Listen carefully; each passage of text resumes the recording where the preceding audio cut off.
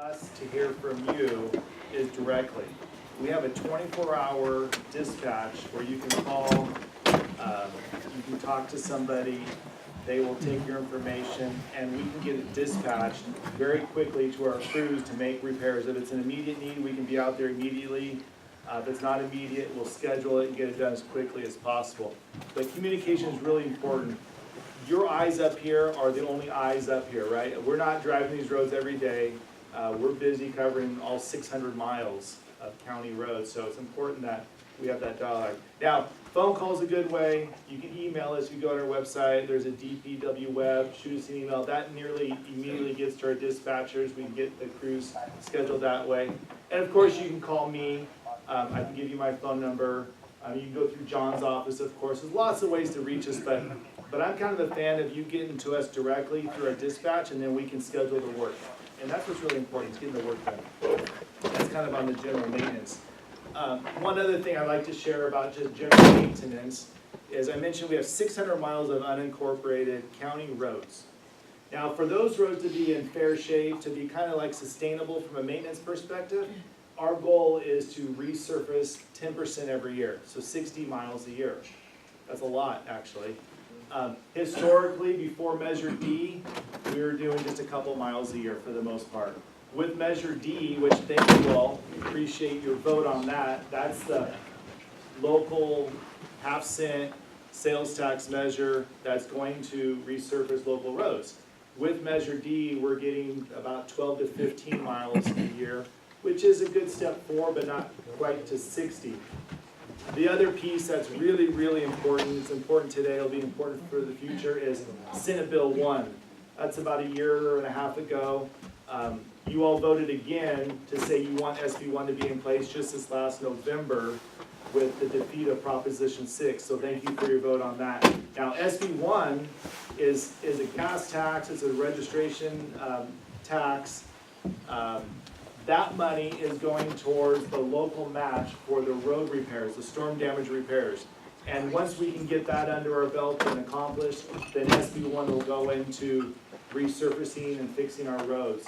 So hopefully, now John mentioned it already that these events, these storm events happen fairly regularly. I think the average is like 4 years. So we have to keep our fingers crossed that we have a bit of a uneventful next 4 years. We get caught up. SB 1 can go into our resurfacing, and maybe we can get a few more miles added to that list and start heading towards the 60. With that said, I do want to provide some details on some of the damaged sites up here.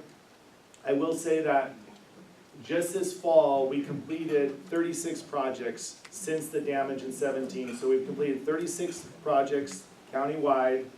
We have another 170 to go. That's a lot. John mentioned 120, oh sorry, hi. That's okay.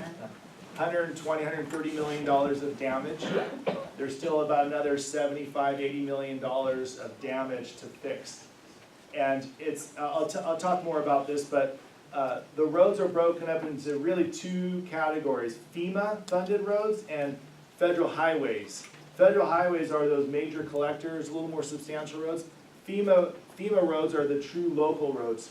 And they both have their own challenges. I'll talk about that a bit, and I'll talk about as we go through each project.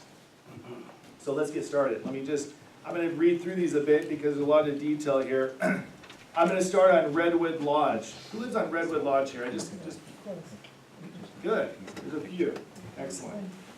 Okay, so on Redwood Lodge, we actually have 4 sites on Redwood Lodge of damage that's not repaired yet.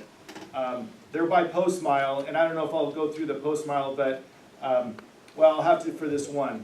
2.02, that's actually a federal highway site. It means it's more of a major collector. We have a consultant on board. 35% plans are complete. We will be required to get permits, both from Fish and Wildlife and Regional Water Quality Control Board, and so that's going to be challenging. This is the one, this is the closure. The 2.02 is the closure, the whole mountain slid. This one is by far one of the most challenging projects that we have because of all the permitting we need. Also, we're going to have to acquire some additional right-of-way because the road's going to have to go around the slide a bit because it's that large.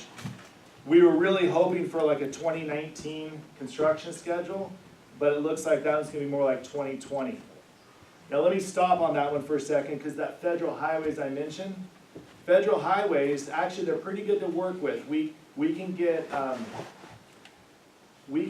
their approvals fairly quickly, but then we have to go through all the permitting through the resource agencies, and Caltrans is kind of the overarching hammer on it, and they kind of run you through the ringer. So even though you get federal highways approval, it can take quite a while to get all your environmental permits and documents in place, because Caltrans is very, very diligent about that.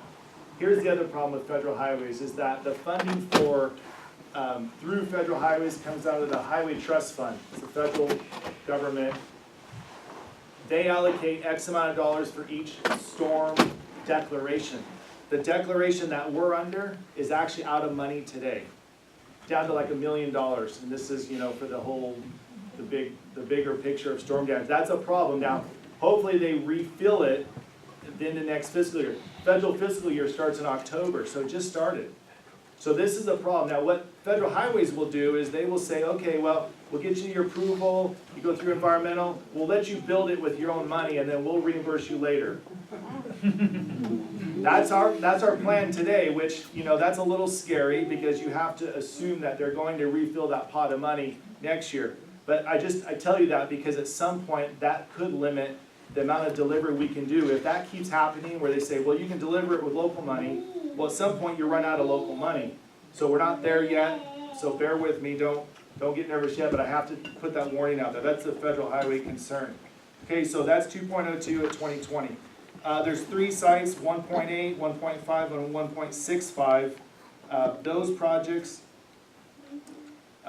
we are looking at 2020, and 1.8 might be 2021. That's the 1.8 that's the tricky one right there at the bridge, giant culvert that's failed, and that's the one where the slide went down into the creek, the pipe collapsed below it, and the slough off is actually undermining the road slightly. At some point, we may wind up opening that road.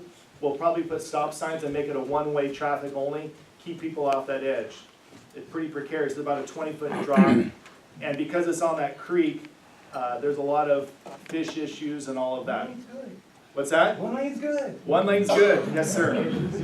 We'll get to that, we will get to that. So that's a tricky one, so that's a 2020. That I heard from people after what we saw the last couple of years was what's gonna happen in a fire. And so as our fire chief, I think it'd be helpful to hear from him, and if Alex wants to add anything in here as well, but thank you for being here. Well, no, thank you. Thank you guys for having me.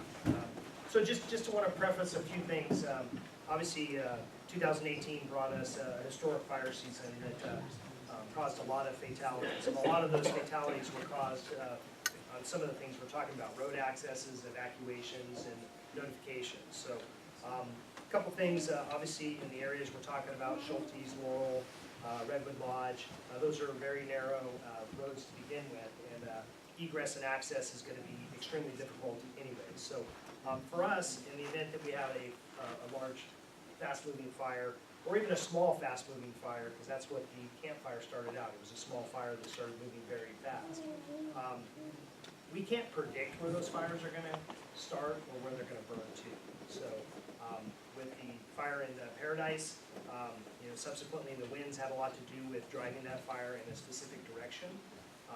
In talking to the community emergency services there, happen to know that's all CAL FIRE area right there. They had planned for that fire for many, many, many years, and that fire didn't burn in the direction that they thought it was going to burn. So there was a lot of things that I won't say were taken for granted, but there was a lot of things that in that planning phase just kind of threw them for a loop to start out with.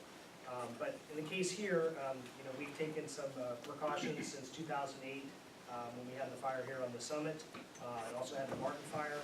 We went and developed evacuation plans and structure protection zones within those evacuation plans. That's for the entire unincorporated Santa Cruz County, as well as all the incorporated areas have jumped on board. Every fire agency in the county has developed these zones within their geographical areas. So we've planned for those in those evacuation plans, we have trigger points or benchmarks. So if we have a fire that's burning in a specific area of the county, and it's moving to a certain area, we have these benchmarks. So if the fire reaches this point, we're gonna evacuate these zones on top of the zones that the fire's already burning in. So we're gonna be preemptive in that. We're gonna try to notify and evacuate very early in the process. So in order for you guys to help us, is to keep those evacuation notices early. Go to CAL FIRE's website, you can go look at the Ready, Set, Go. It gives you a good diagram of, have a bag ready, have all the permit papers, and that kind of stuff ready to go. So when you do get that evacuation notice, you can grab your stuff and you can get out as quickly as possible. Having to wait to pack things up, those important things, delays that important timing for you to get out. Because as you're trying to get out of the area, guess what's trying to get into the area?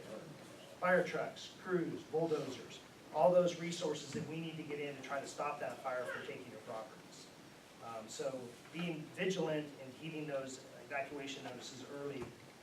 Nobody ever wants to leave your property, everybody wants to be there and try to save it, but your lives are more important than your property.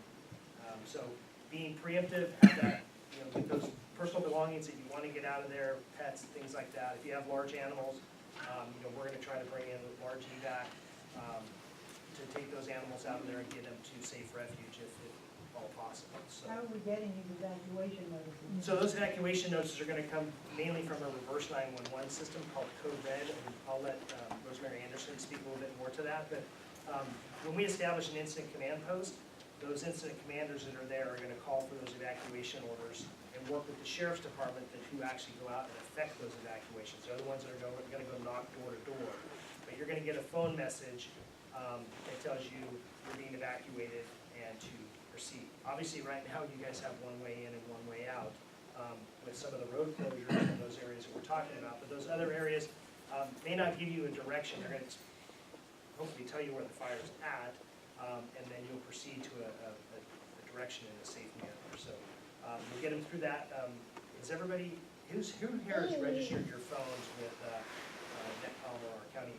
Okay, so you can go on to the county, Santa Cruz County Regional 911. Yeah, and I have handouts that I'll Yeah. give all of you with the link and all the information about how to register as well. You can register landlines, cell phones, you'll Email. get messages, email, and you'll get messages of when those evacuation notices come out. What about when the phone lines are down, the cell phone towers are down, there's no means to get anything like that? So if we've done an evacuation order for that area, you're gonna get a knock on the door by the sheriff's department. The only other ways, if all social media and all that stuff is went down, being vigilant, obviously, hopefully you'll know that there's a fire in the area. Because if we've lost communication from the phone, unless you're a ham radio operator or have a battery operator, which is always a good idea, is to turn to a local news station, which we can get to report out. That's another avenue that we have used before is local Like ham instead radio. of- Well, just one thing, in the last budget session, at the request of the fire safety council, I got money put aside for cameras, more cameras up at Loma, Prieta, so we could see smoke way earlier than we did. We have eyes in the sky that we're taking a look at. So we are trying to identify when we're gonna have a problem as early as possible. I mean, instead of going door to door, that would take forever, people are really spread out You'd here. be What sur- about a siren system? Where you have an analog siren system, you can tap it into the camera, and if the smoke is coming towards an area, you can just trigger the siren, and those people will be notified immediately instead of relying on some knock on the door. The air raid siren. Yeah. Yeah. Yeah, exactly, They're- something like they're- that. Right now, the cost of doing that, I know Sonoma County had looked into that. It's in the multi-millions, if not billions of dollars to put in a system like that to cover the area that we cover. We cover 266 square miles of just this county. It is county fire area. And there's just not enough money to put into that type of system. So just so you know, the county fire covers basically the rural areas in Santa Cruz County. So he stretches all the way down from Corralitos, all the way over to the San Lorenzo Valley. And so this community has been incredibly supportive of the fire company. your community fundraising to purchase a water tender has been matched by the county buying a new, fire truck and getting some of these pieces, but we don't, the system does not have enough money. We're trying to, we'd like to get more than 2 guys on a fire truck, frankly. We think that would be more helpful, for us to invest in lots more. We can take a look at it, but as I've talked with my colleagues in Sonoma, who've tried to take a look at things that they could do, and they said, gee, we seem to remember growing up, we used to have these systems, but now to do it over these wide areas, it becomes very expensive.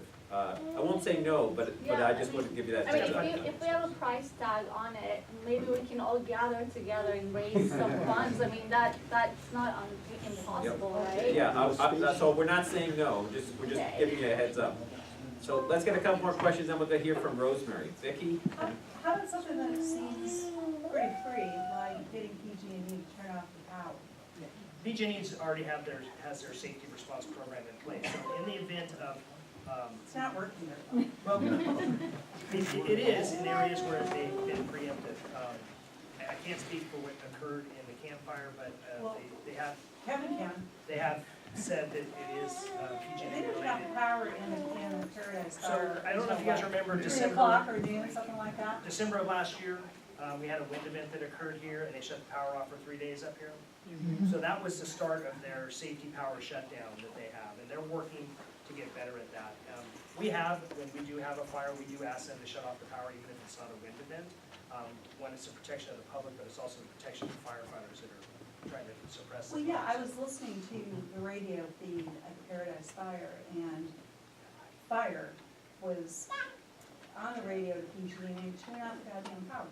They never turned it off until it was very, very late. Yeah, so they have done some preemptive shut-offs. For example, in Napa, in Sonoma County, just a few weeks prior to the campfire, they had a significant north wind event, red flag warning. They came in, it met all the parameters, they shut off all the power, and they had power lines that had come down during that event that had, because their power shut off, had basically, was a preemptive thing from a fire starting. So it did work in those cases. In the case of the campfire, it did not. So. And I don't want to put Ian in the position of having to defend PG&E. I won't defend you. We, from our perspective at the board, we'd like them to invest in insulating their power line, replacing old transformers, because that's what causes some of these problems. They're going through, here in Santa Cruz County and cutting down trees, wide swath of trees, 12 feet on either side of the poles. Less up here in the summit, but in Bonnie Doon, in Felton, a bunch of other places, they've cut a lot of trees. And it has been met by some people being very happy about it and some people being very upset about it. So I would expect that we will continue to see that as well for PG&E. So I want to get a couple questions, there's 1 or 2 more questions, then we'll hear from Rosemary, over here. Chief Larkin, you have a plan right now to handle evacuations. How often do you review that plan in light of new findings, new science, new experiences? So when is the plan due for review? Because what you just told me, I feel is inadequate on the basis of what we see today going forward. So our plans are static plans. So basically they've broken geographical areas into zones and allows us to determine what's in that zone. So in that zone, it'll tell us the number of acreage, number of structures, and what the population density is. So obviously the less populated, less structures, the larger the zone can be. So and it's all about being able to do those evacuations door by door. So to answer your questions, we exercise the plan annually. We do a training class that we put on for our emergency command center. It helps teach people how to do things in the command center. We exercise that in a larger group. We utilize these plans and exercise them, with the exception of actually doing the reverse 911. So we did do that this year, and we did find a few little quirks with it that we have addressed with the emergency centers. Do you feel there's enough detail in your plan? My plans are pretty detailed, and with the plan that we have set forth, it has resource allocation, so if we have a fire in that zone, or for protecting the structures, it goes down to the point of how many resources that we feel is necessary to protect those number of structures within that zone, if they're defended. All right, we're gonna get one more question over here, then we're gonna hear from Rosemary. So, I understand the cost of setting up sirens or something is expensive, but there used to be a widespread alert system that all of us watched for, and that was, is the hose hanging out of the helicopter? The hose doesn't hang out of the helicopter anymore. Why is there not just a light on the helicopter to tell us? Is that guy, is he up to something? Is he really going after a fire or not? Well, the hose still hangs out of the helicopter. It used to be a bucket. It used to be a bucket that hung from the helicopter. They can't fly with the hose down until they drop their crew, so. Okay, so there was a bucket or a So- hose hanging, but now there's nothing. Yeah, they'll hit a siren when they're doing water drops and things of that nature. It all That depends. helicopter just seems like a great way to communicate to all of us instantaneously. Yeah, somewhat. so the best method of protecting you is to put the fire out, and if that resource is diverted to go make notifications of putting water on the fire. Flip on the light, Yeah, turn on the it's not lights, gonna switch. The turn lights. on the lights. Flashing red light. Talking about the one that's on the ladder of the ship.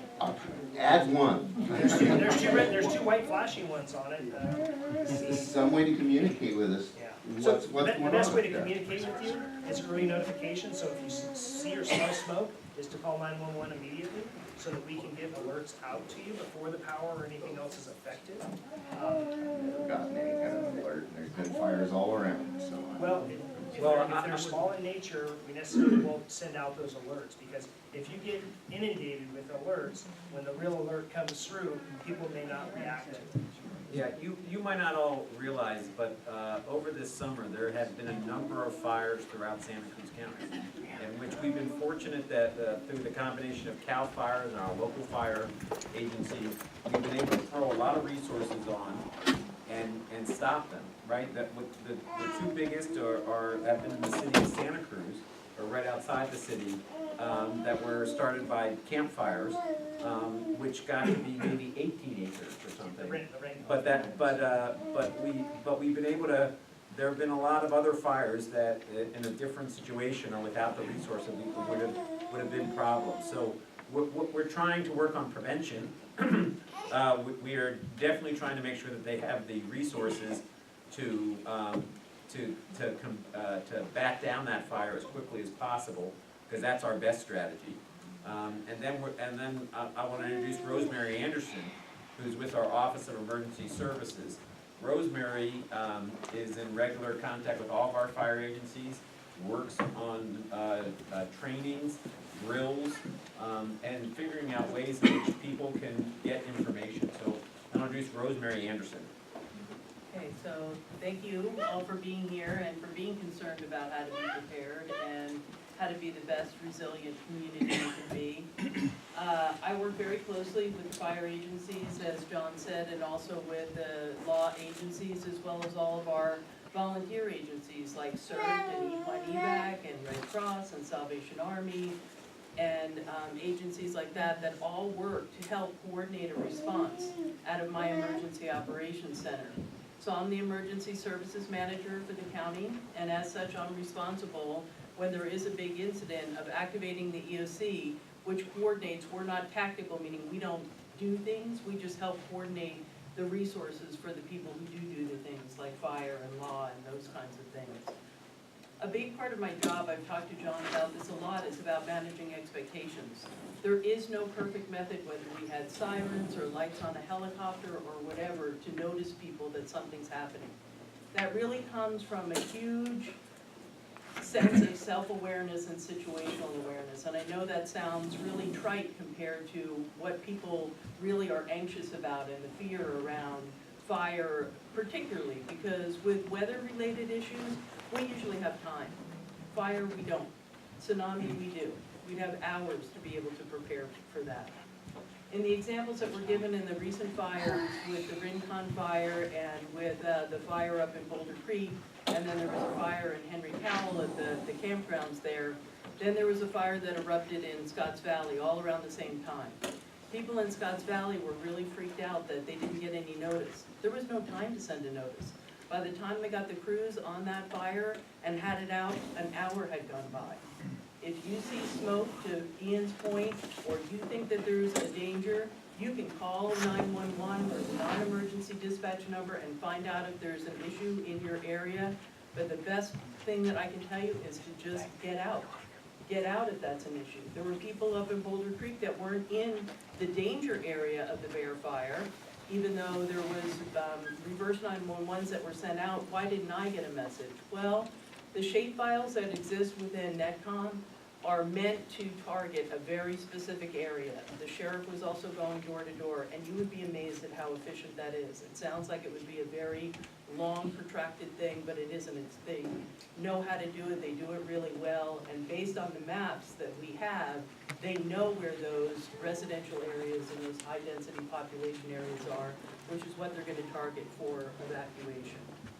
Getting yourselves hooked into the mass notification system, it's an opt-in system if you no longer have a landline, which means that if you only have a cell phone, you're only checking text, you're only checking email, you have to opt into the system, you have to register.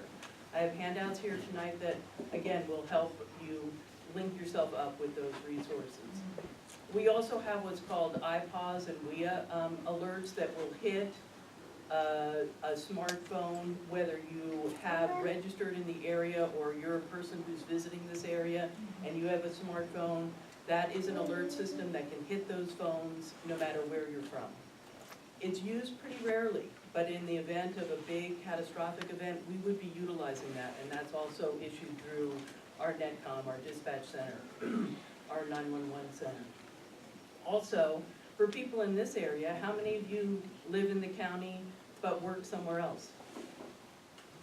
You want to be registered wherever you work, if that's San Jose, Santa Clara, any of those counties where you live, where you work but you don't live, sign up for their alerts too, because we border so many different areas that you might be getting information that's important to you from where you're working in order to communicate with the people who are back here in the county. I live in Watsonville. When I leave my house, I leave it like I'm not gonna be able to get home. And that's just a mentality I've had for many, many years about living way up in the boonies in Boulder Creek on 16 acres. When I left the house, I just knew there was no guarantee I'd get home. Can you expand on that? So what I mean by that is I have a bag in my car that has extra contacts, my glasses, a change of clothes, food, water. I have a plan for who's gonna take care of my dog if I don't get home, what's gonna happen, how are they gonna get in. I also, but that's part of it, it's having that self-resilience. What's your plan? And to Ian's point about evacuating, what do you have in place? You need to have whatever is the most important to you. And I'm not talking about family albums and pictures, I'm talking about, do you have all of your important papers, like your deed to your house, your insurance papers, a copy of your passport, your license, anything that identifies your household inventory. I spent one afternoon and I scanned everything and I have it on a thumb drive. I carry the thumb drive with me, and a thumb drive is in my sister's apartment in New Jersey. So that in the event that something happens and I can't even prove who I am or what I own, and that's what happened in Paradise. Those people couldn't even prove who they were, they left without anything. You have to be prepared for what does that look like. What is the worst case scenario? So when you leave the house, you've left with a plan, and that means that anybody who's part of your household knows what that plan is. Who are you calling? What's your meeting point? What's your plan for being able to check on each other's welfare and those kinds of things? But don't wait to be told. And if you are told, get out.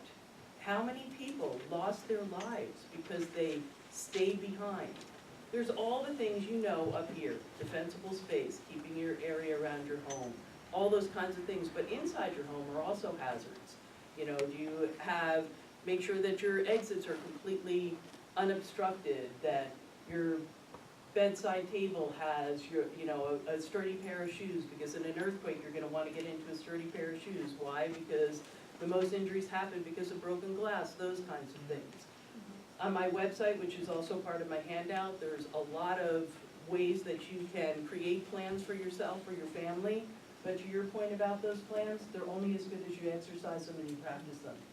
We practice with the fire service every time they do that extended attack exercise every year. We do training and exercises all throughout the years, not just with my county emergency staff, but with the non-government agencies that we partner with, like CERT teams and ham radio operators, and how are we shoring up our communications.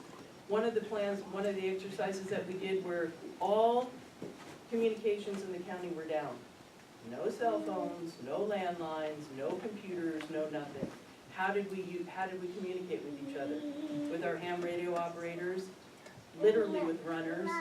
So if you were in a facility, a critical facility, and you needed to get a message to somebody else, you were either transmitting it through a ham radio operator, somebody jumped on a bike or a scooter or whatever. But you have to practice to the very basic things that we have, because if everything were taken away, how would we respond? Could we do that? Well, I'm old enough to know we could, because we have. Because we've lived in a time where we had no cell phones and those kinds of things. So sometimes it goes back to paper and pencil and the basics, and what have you done to prepare yourself for that? And managing the expectation that somebody's gonna tell you or direct you as to what to do. Sometimes there's no time for that.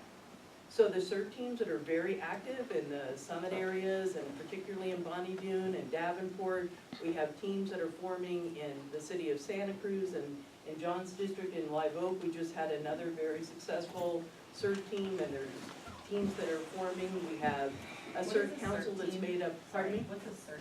CERT is Community Emergency Response Training, and I have information about that too that I'm happy to give to you. And on my emergency services website, on the county website, again, it's all these different ways that you can volunteer, that you can look for training opportunities to make yourselves safer, to make your community safer, as well as coming up with plans. We have a feature of the month that just talks about all kinds of safety things by topic. If it's fire season, which is all year round, we're talking about fire.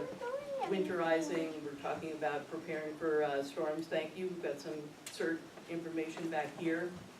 There's all kinds of ways that you can prepare yourself. I live in a 250 home residential area, and we just started a Map Your Neighborhood program, and I have handouts about that too. And that really is about, and it's a 55 and older neighborhood. And being in my 60s, I'm one of the younger people in that neighborhood, because people who bought into that in the 70s are now in their 90s and 80s, and they're still living independently in their homes. How are we taking care of each other? So we've divided it up into blocks, and we have block captains, and we take care of each other by 7 homes at a time. It's not that difficult, but that's what it's gonna come down to, is that neighbor to neighbor, and that communication that you have with the people that you live around. And we're not, that's how it used to be, kind of in the 50s, is that people knew who each other was, and you were bringing a casserole to somebody who had a sick person in the family, or somebody who just passed away. And we've kind of moved away from that, because those of us who've lived in the county for a long time, I've lived here since 1975, there's a sense of disconnect, and especially if you spend the majority of your time working outside the county in a 40 or 50 hour a week, and then you come home, you might not know your neighbors. In areas like this, you might know them a little bit better, because rural areas, it's been in my experience of living in a rural area, we tended to know who our people were. Even on 16 acres, I knew who my nearest neighbors were, and what my plan was if my pump and my well went out, or those kinds of things. So those are the kinds of things that I would encourage you to do, is what is your point of self-resilience? You're only gonna be as good post-disaster as you were pre-disaster. So there's no magic to that.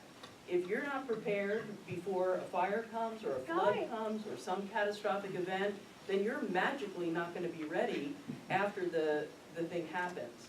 So it's all of the time that we have now. 2018 was a time of respite and a time of repair. The recovery from 2017, which was unprecedented with the amount of damage we had to our county roads, Matt came into a different world in public works than his predecessor, because with the passage of Measure D and other monies that became available, with the FEMA monies that were awarded to us because of the damage that we suffered in those 3 big storms in 2017, we're able to get at those. But there's nothing fast about it, there's nothing expedient about it, let's put it that way. And the permitting process is onerous, because you're dealing with federal and state bureaucracies. So you have to be patient about that, but the recovery from an event like that in 2017, which was not catastrophic, and I say that because it was bad and we had a lot of damage, but catastrophic events are something like what happened to Paradise, where it wiped out a whole community. So it's patience and it's endurance and it's figuring out ways that you can support each other, our public work crews, our fire crews, our law enforcement people that are very few. So how can you make yourselves the most resistant so that all of those resources that we have within the county are gonna be able to be the most used to all of you? A couple things that I wanna say. You brought flyers, you put them on a table over there. Because I So went to I'm- the school first, I'm sorry I was late. Yeah, we'll pass out these flyers. I wanna make sure to grab, one or two, because I wanna give one to, I'm not sure how many of you, are part of the Santa Cruz Mountain Alliance. If you get their emails, we can post these flyers on there.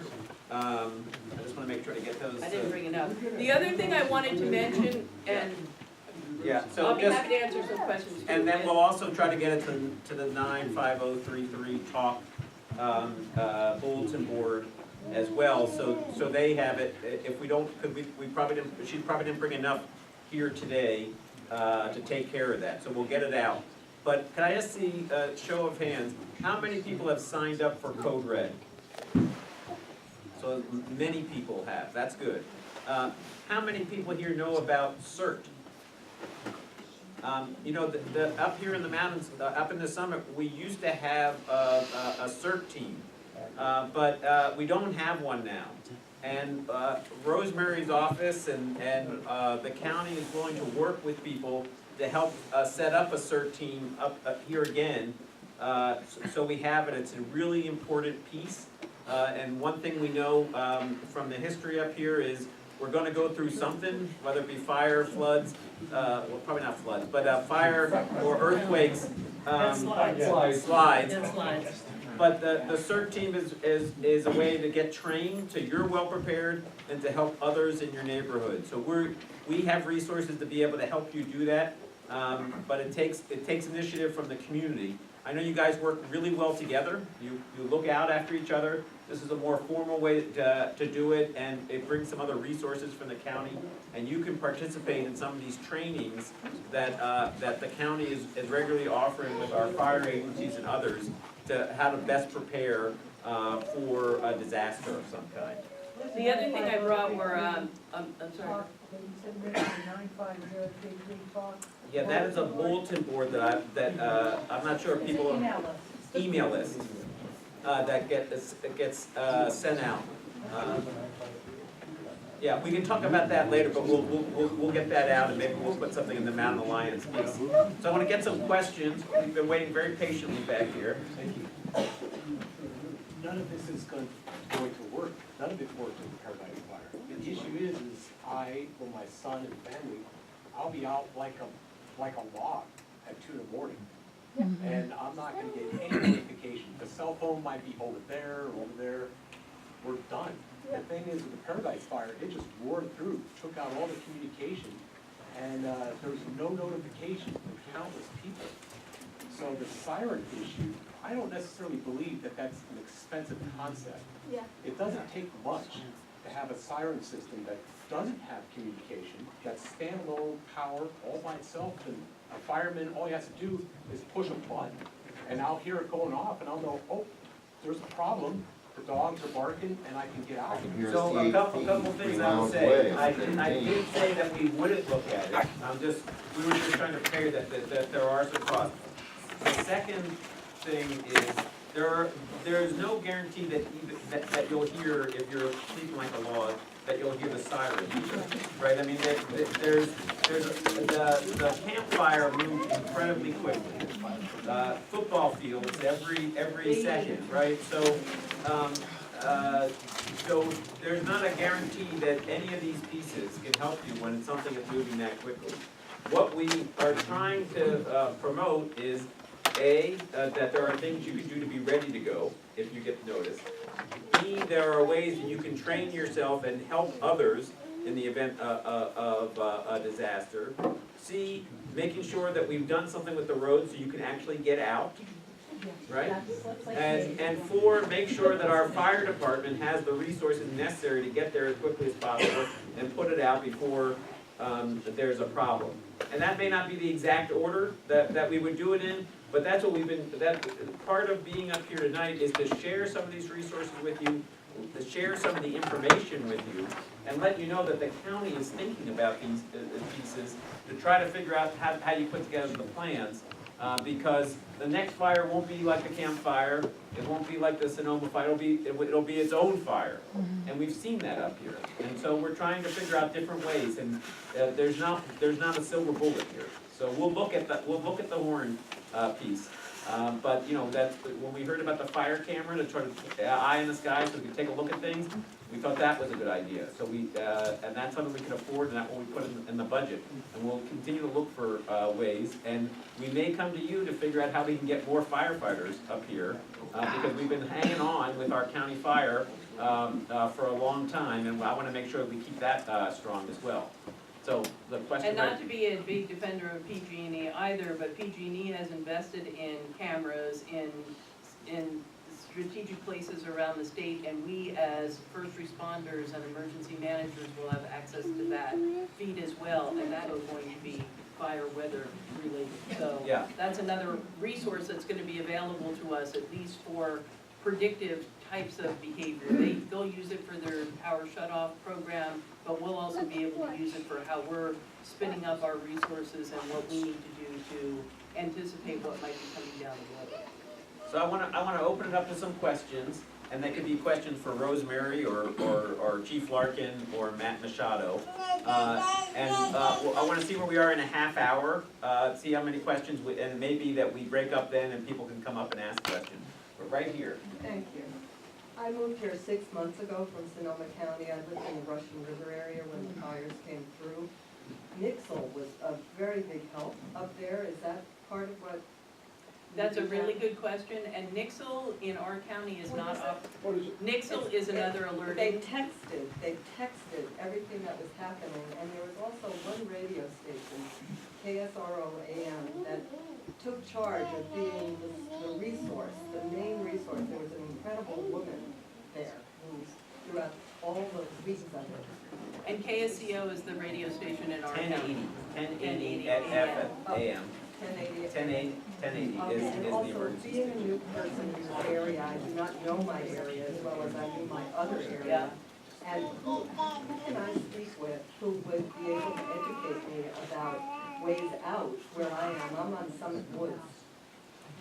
You know, evacuation is always gonna be the biggest question, and there isn't any prescribed evacuation route, except for, to Ian's point, is that all the evacuation routes by fire district have been mapped out, but it's going to be situation dependent. So, I could tell you your evacuation route is A, B, C, and then something could happen and that isn't the way it's going. So you would be directed in the event of that incident of where to go, or have some indication of what that is. For people who live in one-way roads, when you moved up there, did you think about how you were gonna get out if you got trapped? Do you have an ATV or some other means? Yes. The other thing that this is what keeps me up at night, what about the people who only have one car in their family? So the person who works over the hill took that car, and now the person who has the kids is at the house and they don't have any vehicle. Is there a plan with your neighbors or some other person for how you're gonna get out? So there's a lot of complications that aren't gonna be solved by sirens or alert systems that have to be really done on that very base level. Yeah, I just wanna say that people can take advantage of the 2 fire stations that are up here. They could go to the Loma Prieta fire station. So John Burrell's actually probably a better solution because Or they're Burrell, staffed. which is staffed all the time, but one of those stations, you could go to and speak to a firefighter who can help you, and that's local, right? And then I encourage you to visit the county website, which has a lot of resources. And did we pass out the flyers, or? And I also brought some grant information about how you can convert your fireplaces. They have grants available to do that, which helps not only with fire safety, but also with energy and that type of thing. And I'll pass these around, and I'll leave my, You're gonna post those. Is that information available on your website? Yes, yes. Rosemary, is that information available on your website? Yes. Thank you. I'll leave my business card. So, can I just get a show of hands? We're gonna answer questions, but I just wanna see a show of hands. How many people get emails from me? A good, but how many? How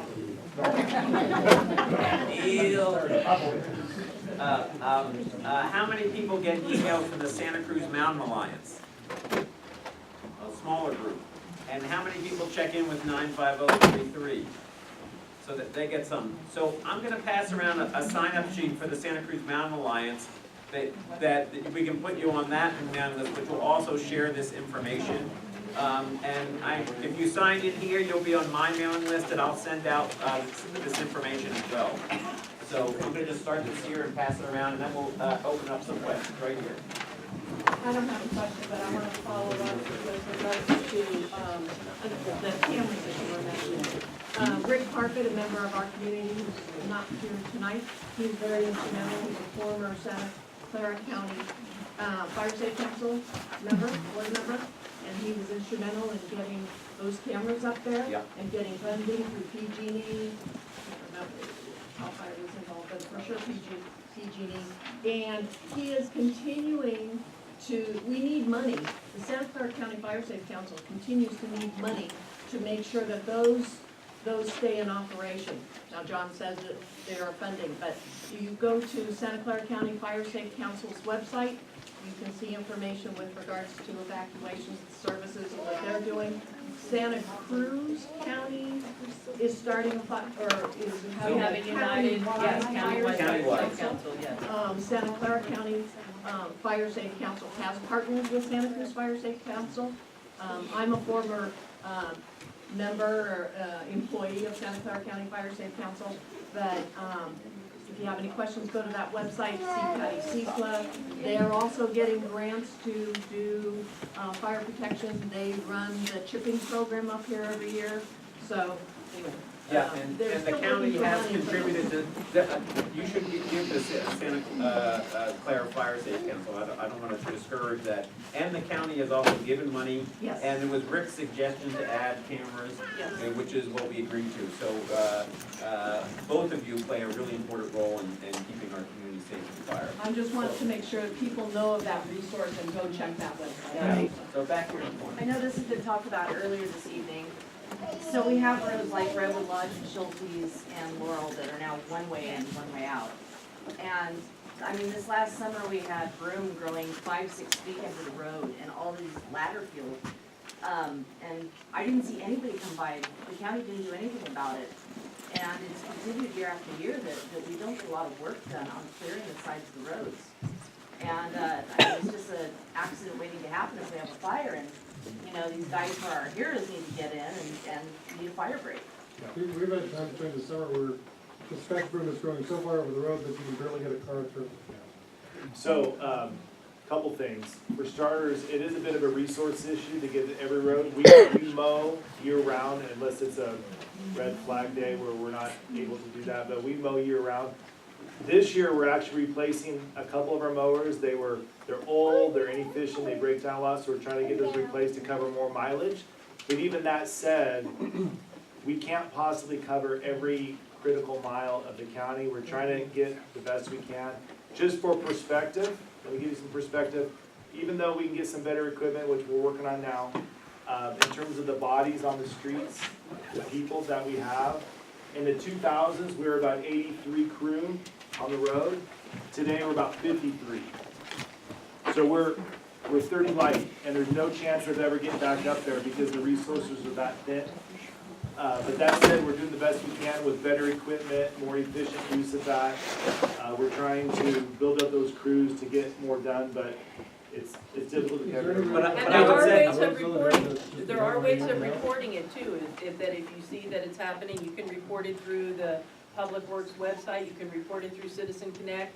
So if there's enough of a groundswell, or somebody from Public Works goes out and said, oh, we need to make this a priority, that's not to say it won't happen, but again, just to Matt's point, is that it's Yeah, It's just hard to ask get it for- all. John? Only one way out now. Right. Yeah, well, and I think you bringing it up here, we're talking about that one way out, so that, Matt's taking notes. So, I think we'll see some action there. Can I just add to that, on that vein, along that vein, we run calls, of course, to a lot of different houses up here in the community. And one of the challenges that we have on a regular basis is that the driveway, not, certainly some of the roads are overgrown, but the driveway itself is incredibly overgrown. Becomes very difficult to get today's engine into that house, right? So when you are clearing your driveway, think of a 12-foot tall and a 12-foot wide box. That's what we need to navigate to your house. And oftentimes what we find is something that maybe is 8 feet wide and only about 7 feet tall. And if you're in a Honda Accord, that works out okay, but if you're in an engine, we're extremely challenged. And if it's a medical aid, a fire, something extremely serious, that's just gonna delay us, right? So there have been instances where we've had to get out and get the chainsaws out and cut our way to your house. So please take some time and evaluate your driveway as well. And that's advice from a guy who was firefighter of the year twice. Oh!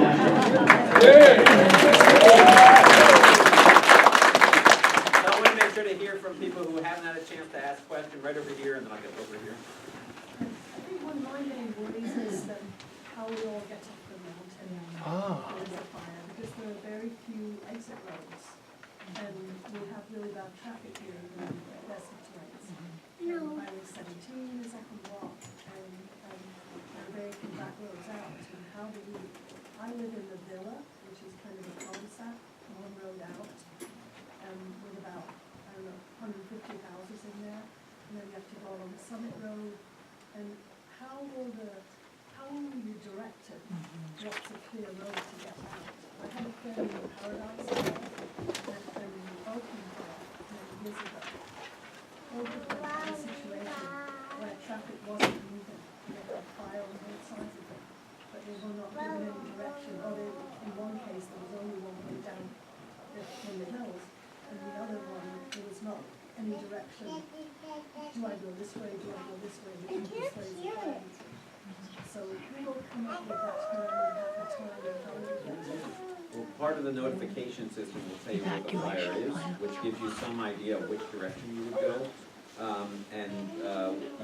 If the fire's coming from the San Lorenzo Valley side, the highway side, you would go down Old San Jose Road. I mean, that's part of the idea of providing information about where the fire is, because you can't tell exactly what a fire route, but knowing where the fire is gives you an idea of which direction you want to be heading, away from the fire. You gotta know your roads. You gotta always drive the roads that you don't know We're where to gonna, drive. we're gonna coordinate with our law enforcement partners, CHP and the sheriff's department, and coordinate those exit routes, not letting people back in, and try to get as many people out of those thoroughfares that are safe. We're gonna coordinate that effort. Like I said earlier, as I started out, we can't predict where the fire's gonna come from or shelter, so those are all gonna be things that are on the fly that we decide at that moment's notice when we make that recommendation. John, you did a great job. You and I talked about this beforehand. Yeah, we tried to get that open. You first. did an amazing It was the job. first one open, thank you. So there was a question back here, right here. I was wondering if you have any information on Loma Prieta Avenue? I don't know that that was on my list. So we drove Loma Prieta and Mount Baci today, as well as through the villa. Won't get away though. Is this We Avenue? went to Loma Prieta Avenue, we started at Loma Prieta Avenue. We did the third part of the whole Yeah, thing. we did let me do some research on that one. I don't have that on my list tonight, but I can look into it. It was. He has a storm damage list, and it's not a storm Because damage. Mount Baci has a slip out right now, and so everyone from up above, if they can't get out there, then they have to go Loma Prieta Avenue or back over the other way. Yeah, and Matt's list, I drove with him today, so he could see where it was and what the condition it was in. But his list is a list of storm damage roads, so I'm giving him a pass on this one, but now he's gonna know it intimately. So John, Wait, let me just get over here and then right next to you, right there. Yeah, I wanted, Ian, you and I talked about this during the the fire, 85 fire, 89 earthquake, many of us sent our families off, and those with resources and abilities to help fight and restore stayed behind. But the sheriff's department in particular absolutely refused to let any of us through. And myself, I had a tractor knock down grass. I was with the battalion chief. They absolutely would not let us come back up because I needed fuel. So we tried to get out, they wouldn't let us back in. Then the earthquake, they had stickers that said mountain residents, but they allowed us up the hill.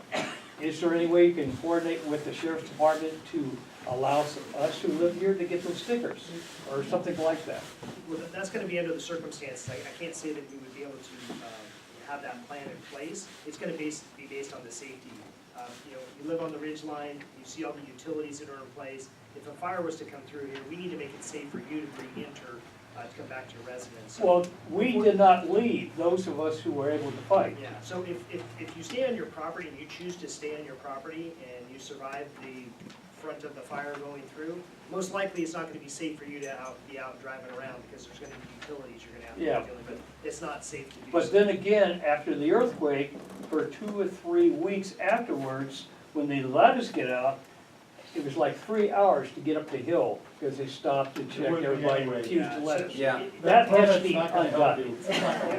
There's so many faults that can come forward where people will see that, they'll take a picture of it, they'll print it out, they'll put it in their window. It just causes a lot of problems. That's why they do ID checks, to make sure that you're actually a resident and you live here. Yeah, and you know. Sir, you're safe. We'll work on systems. Obviously, we don't want people in an earthquake to be out for a month if they don't need to be, but we'll work with Office of Emergency Services, the Sheriff's Office, Fire. The sheriff's department in particular was the big. Yeah, well, we all work in the same building now, you know, so that's good. So I'm gonna make sure to get people who haven't had a chance to ask a question over here. So you were talking about egress from a fire, right? Yeah. So the way I think of the mountains is I think of 17 bisecting the north south, and then Skyline Summit, but that continues to Highland, and every year Highland goes down.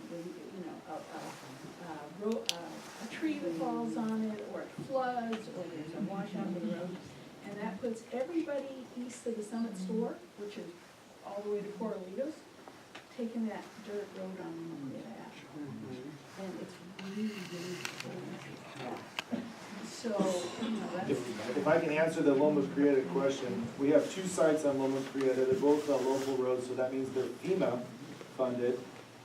We do have a prioritization. It kind of goes back to one of those first questions. We're pushing all projects, but we do have a scoring system for these roads. It's on our website. You can click the link. The 2 slip outs on Loma Prieta Avenue are fairly low in terms of severity. They're on the list. They're not on 2019, and I don't have any more detail than that. It'll be after 2019 for the avenue. That sounds like Loma Prieta Way. So Loma Prieta Way, we have, that's a much higher severity. That's still a local road, and that's not on 2019 either, but it's in the process. All these are in process. They just take time. Yeah. So again, I'm just trying to get people who haven't asked a question yet, right back here. Thanks, John. A few years ago, there was a manhunt in our neighborhood, kind of off of Adams above the Radnich area. And the sheriff flew over in a helicopter with a PA saying, this is a lockdown, stay indoors, we're doing a manhunt. How was that, could that be a possibility if there was a fire to use that same PA system that the sheriff used in the helicopter? To evacuate, just say, get out now. I know that, I don't think, I think it was Oh, it might have been CHP. The CHP sheriff has a helicopter. plane. Right, Yeah, has a plane, but he doesn't have a helicopter. Could that be a resource to use in a fire to go around helicopter? So, Speaker. So when you have a fire, we have air resources, air assets that are here that would have to be a very coordinated effort because Right. they're trying to suppress the fire. You have air tankers with an air attack and helicopters But you converging can on hit this fire to put one it out. neighborhood in But seconds. in those areas, well, Right, one flyover would, I mean, Well, I heard it from miles It's just away. like, we don't want drones, they don't allow drones up, you think, oh, it's Right. small and, yeah, get out of the way. But once you have things in the air, You have to keep them separated. Maybe And that's one of those because- things that's in the air could have the speaker on it already, you know what I mean? It just So we seems typically like, put a temporary flight restriction in place to keep aircraft out of their civilian aircraft, but right, in the event that we have done that in the past, we've actually had our CAL FIRE helicopters go over neighborhoods as they're going to get water to try to get people to get them moving. The most Wasn't important effective. thing is early notification and evacuate immediately.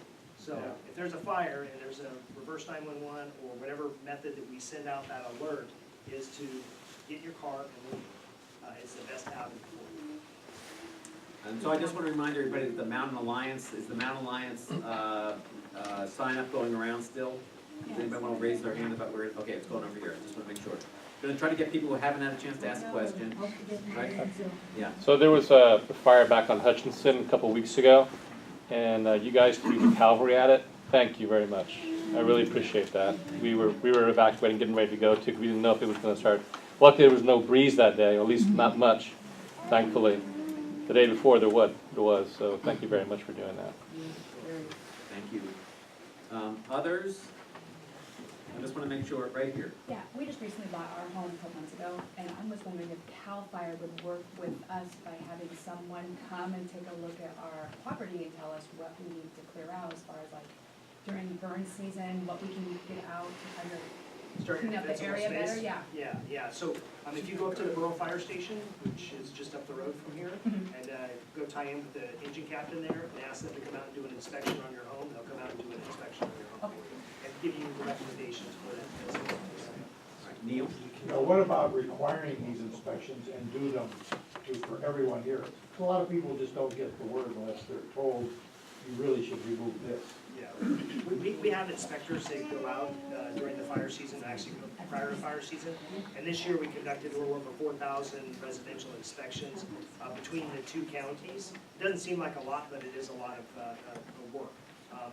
Unfortunately, most of our guys were gone. The engine companies usually go out and do that as well. But they've been gone all summer long, so we're Send them all able to to get out there and do that. where else go. It is a priority for us to try to get out there and do It's that. raining now, what about doing it now? Yeah, so it's raining, but they're running accidents on 17 and medical aids and things of that nature. So the resources just aren't there to continue that, and that funding from the state isn't there for year round. They only fund us for 3 months to have those inspectors available to us. But our engine companies will do it on a case-by-case basis. Right here, I'm gonna do one or two more, oh, sorry. Just you one have thing, I just to want to know, we don't have like a volunteer fire association? Yeah, so They're looking for volunteers. They are part of the Santa Cruz County Fire Department. Yeah. Okay. Well, Chief Larkin is our boss. I expect to see you at the Fireman's Barbecue in the first Saturday in June. Bring your water. But we're really well served here by having the Cal Fire Station here and having a really good volunteer fire outfit. And you know, with the way in which we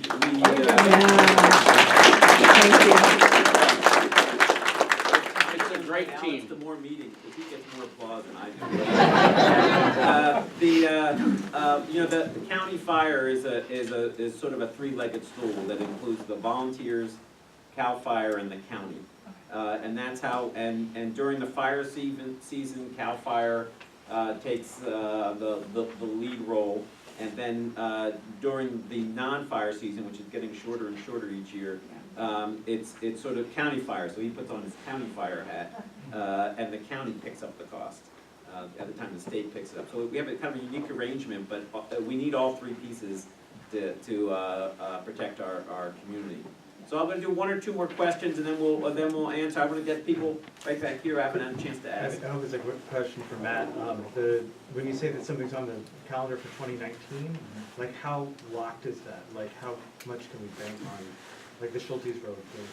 Yeah, so it's not, I mean, it's not guaranteed because a lot of variables, like the Schultes, let me just look real quick. Yeah, so we're aiming for 2019, but we don't have all of our approvals in place, but we think it's reasonable. So that's not locked in. Is there anything we can do, like write our congressman or the governor or anything? It's permits, right? Yeah, no, it is, some of them are permits. You said Schulte's didn't need a permit. So there's 3 of them on Schulte's. Let me look here, just one second.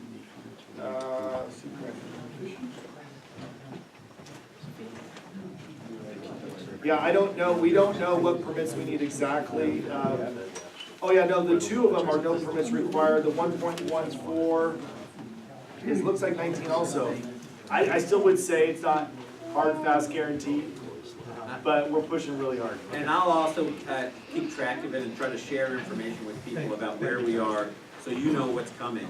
And I think that would be super helpful. To give you the last question. Mine is about evacuation and ability to fight the fires, and specifically that Highway 17 traffic control, and visualizing the summertime. If by some miracle we get out of Laurel Road without anything falling down, if we get out of Highway 17 on a weekend and it's gridlock, emergency vehicles can't get in and we can't get out. So is there a plan to like hold the traffic at both ends of the, 17? So because we're gonna have people coming out on the highway, they can't go anyplace. We'll have to put something in place to get vehicles in and out. So obviously if we're evacuating people out that direction and getting emergency service, down in Santa Cruz. we're gonna have to stop it near Scotts Valley or Santa Cruz in order to do that. Obviously, it would have to be a very, very significant event to shut down a freeway. CHP is not really in the play in that, but we will work with our law cooperators to get those roadways shut down so that we can get resources in to do that. And that's part of our exercise and training too, is to throw that in there as a scenario and all, using the boards that are up there to be able to direct people. But to Ian's point, it would be an extreme situation that would have to happen, but that's why we all train in, right, but that's why we train in exercise, right, but that's why we all train in exercise together. Well, I want to thank the school district, Lisa's here. Just for the record, Lisa I've Freeman had my is here hand up from the school for district is the here, full our time and superintendent, did not get called having this room available is really great for community meetings, so thank you for that. Thank you to Chief Larkin, Rosemary Anderson, and Matt Machado for coming out here to ask questions. We'll hang around